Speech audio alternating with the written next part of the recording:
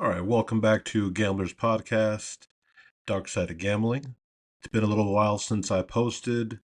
It's not something that I'm used to doing in terms of podcasts or creating this type of content. So it's more of whenever it comes to me, and I feel like I love to talk about it. That's really when I post. So I'll do a better job, hopefully. You guys, comment if you want to see me post more often, more of my thoughts. But I really wanted to just get into, really the truth behind, gambling addiction and really what I've learned so far in all these months that I've stopped gambling. One thing that I wanted to talk about is my own struggles, especially lately, in trying to continue to stay motivated while dealing with most of my past repercussions.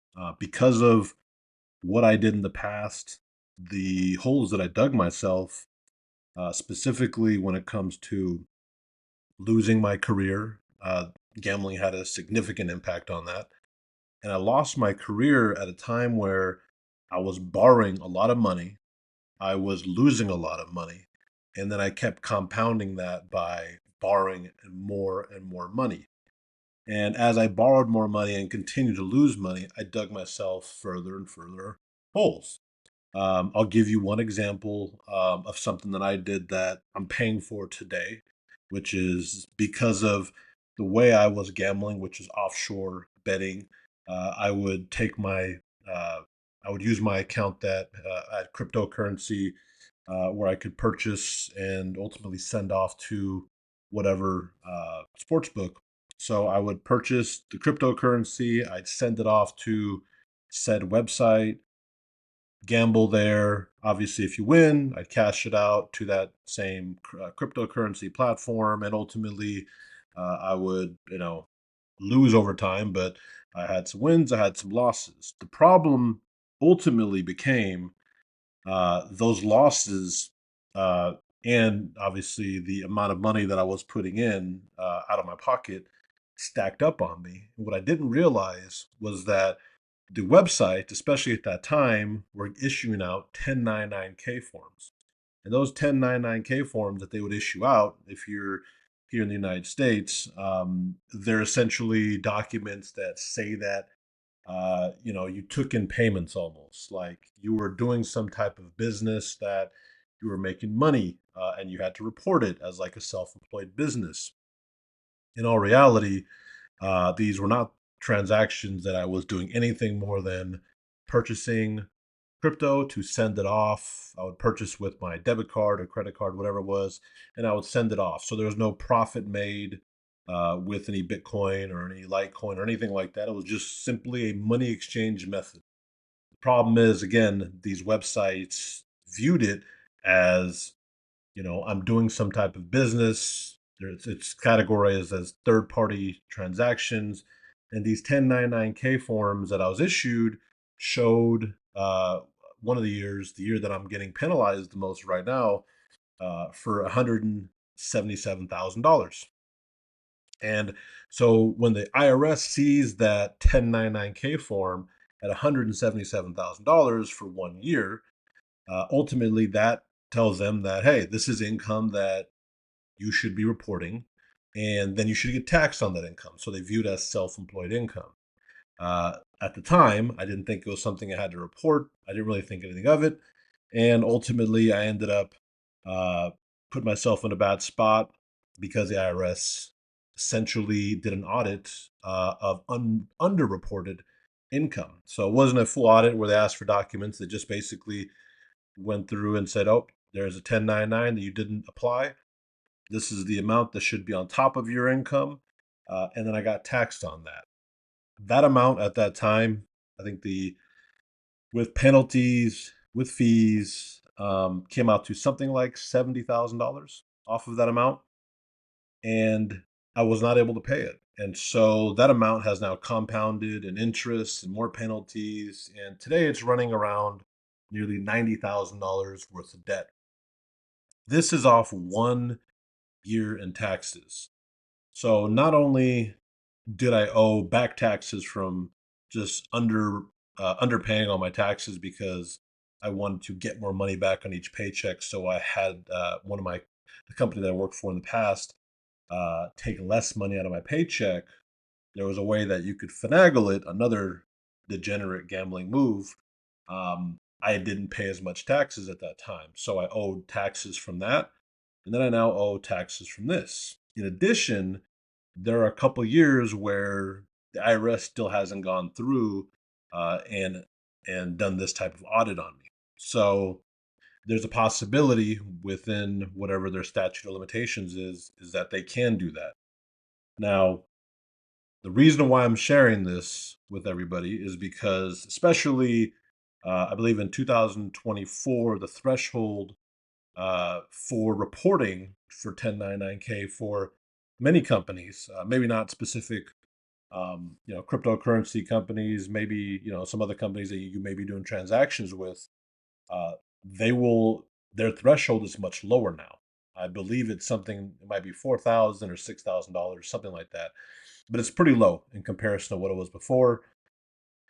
Even with PayPal, so if you're using PayPal or some other money transfer services, I believe it's about $4,000.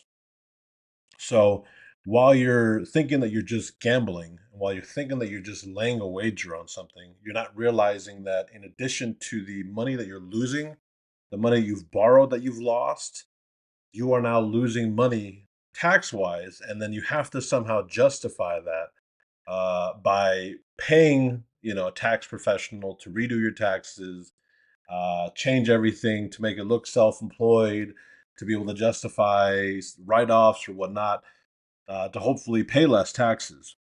All these things are really complicated, expensive, especially when you're talking about doing cryptocurrency taxes, and then doing an amendment on your tax return will only raise red flags to the IRS. They just want to get their money. And if you say, well, now I'm not going to pay you that money, here's what I'm actually going to pay you, that can create some red flags.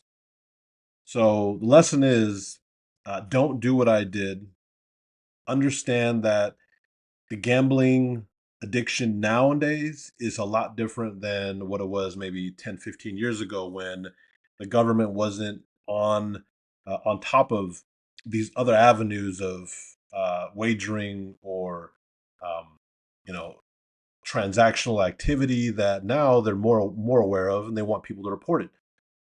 Whether that's right or wrong, it's indifferent. It doesn't really matter because at the end of the day, they can do it, and they will, and they will absolutely put a hold on your account, lien on your property, on your accounts, whatever they can do, they'll do it to get your money.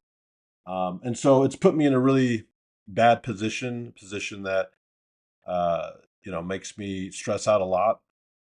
It definitely feels good to not gamble anymore. That's not something I consider as an option. It took a long time, to get to a point where I'm not considering it as an option. And as I'm posting this, we're up against Super Bowl week, and I had some of my biggest losses of all time, on Super Bowl Sunday, on a day where, for whatever reason, I thought I was so smart, that I would, be able to double up my bonus check or double up, whatever money or triple it up by putting a bunch of different wagers on different sides. I would put myself in a really poor position. So, Super Bowl week kind of reminded me of some of these lessons that I really have to keep reminding myself of constantly.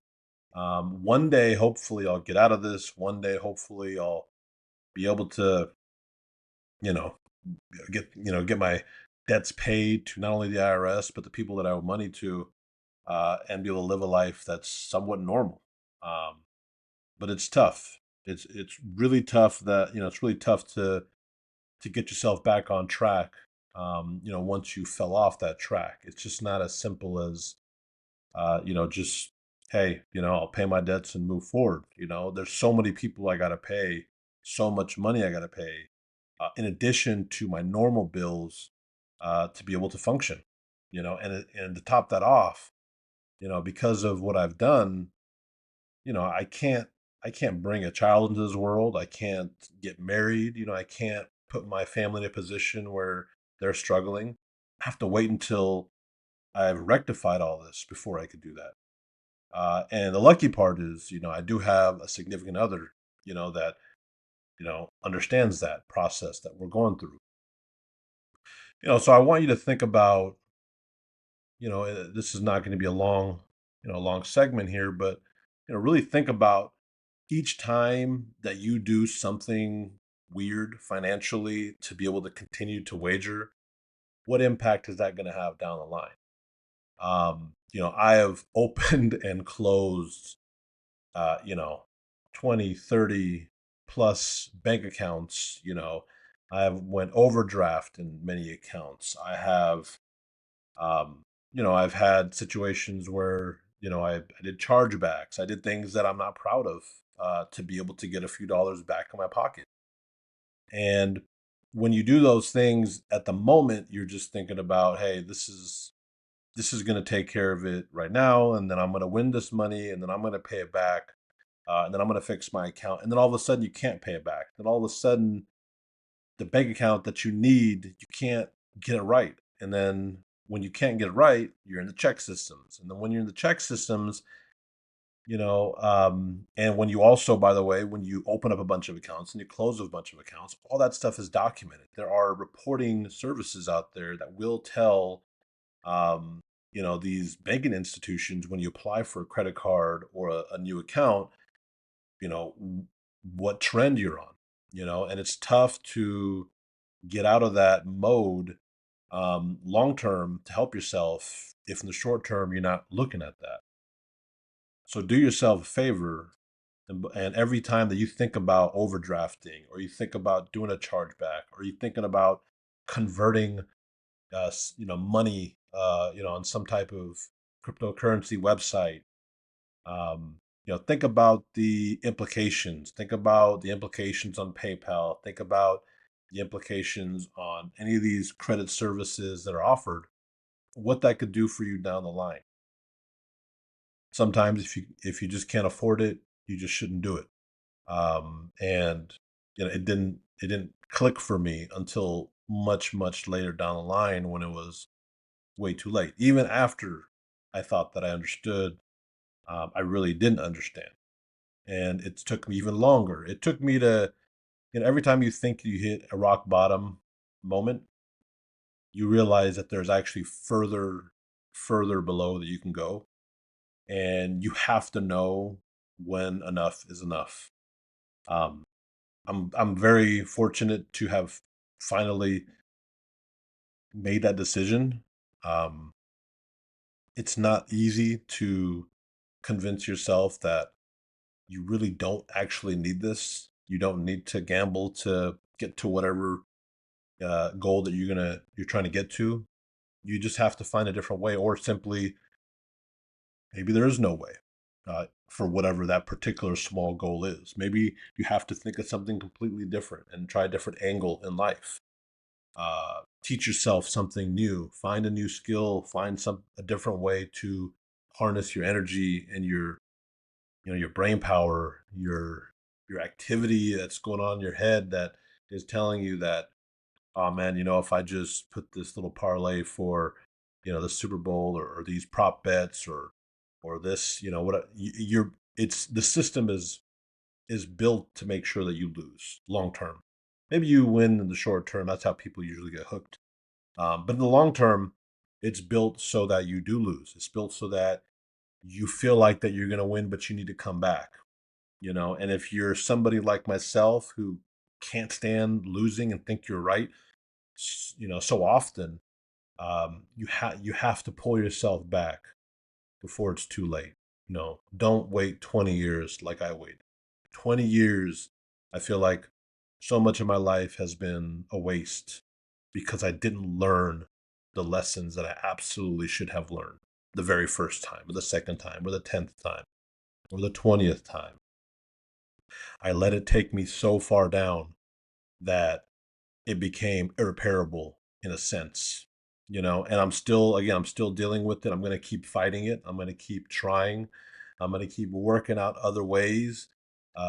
Maybe something will give at some point, and some good karma will come my direction. But, until then, the one thing I know I won't do is I will not make a wager to try to make a comeback. That's just not the way it's going to roll in life. It's not the way it's going to, that's not going to be my success story. My comeback story will have nothing to do with, some lucky wager that put me back in the game. So hopefully this helps shed a little bit of light. We're right up against tax season here, so I thought this might help, broaden maybe your perspective a little bit on, how gambling could also not only impact your the losses that you're looking at in front of you, but the losses that you're not looking at that are really sitting there in the background that you're going to have to deal with the very next year or the following year or the year after that, and it will never leave because the IRS will not stop. So I appreciate you guys. I'm going to post a little more frequently, but if you'd like to see me post and talk a little bit more, make sure to comment, subscribe, like. I do appreciate all of you who do comment. I try to respond to everybody. I appreciate when you express yourselves and you let me know what you've dealt with. It really means a lot, and hopefully it helps you as well. Thank you so much. You have a great day.